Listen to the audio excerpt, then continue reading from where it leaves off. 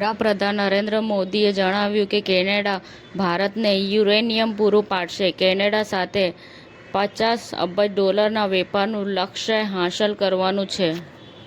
ઈરાને અનેક દેશો પર મિસાઇલ છોડ્યા જ્યારે પીએમ મોદીએ સીસીએસ બેઠકની અધ્યક્ષતા કરી. મહિલા સશક્તિકરણની ઉજવણી વી હેલ્પ પ્રોજેક્ટ ઉર્જા દ્વારા 6 માર્ચે યોજાશે. ઉર્જા એવોર્ડ્સ 2026 અનાર પટેલ મુખ્ય અતિથિ તરીકે ઉપસ્થિત રહેશે. ગુરુદેવ શ્રી રવિશંકરજીના ગુજરાત પ્રવાસ દરમિયાન હજારો લોકો ઉમટ્યા.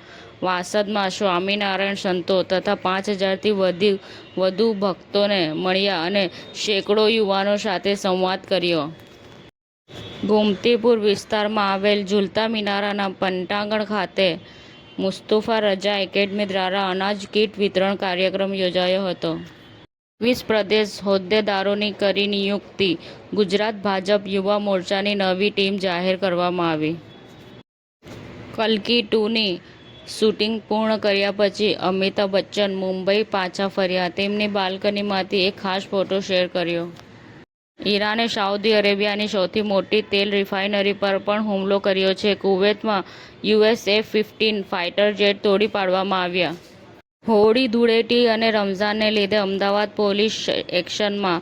સૌથી વધુ પોલીસકર્મીનું ફૂટ પેટ્રોલિંગ.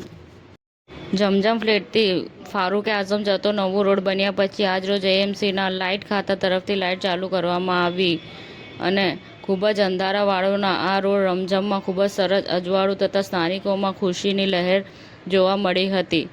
અરવલ્લી જિલ્લાના બ્રહ્મ બંધુઓની ઉપસ્થિતિમાં શ્રી ત્રિવેદી મેવાડા બ્રહ્મ સમાજનું રાષ્ટ્રીય અધિવેશન ઉજ્જૈનમાં યોજાયું. સમાચાર ટુડે ન્યૂઝ ચેનલની ટીમ અને જે સત્ય છે તે જ બતાવશે. આપ જોતા રહો સમાચાર ટુડે ન્યૂઝ ચેનલ. ગુજરાતની ધરતીનું ગુજરાતીઓ માટે જ એટલે કે સમાચાર ટુડે ન્યૂઝ. અમારી સમાચાર ટુડે ન્યૂઝ ચેનલને લાઇક કરો, શેર કરો અને સબસ્ક્રાઇબ કરો અને જોડાયા રહો સમાચાર ટુડે ન્યૂઝ ચેનલ સાથે.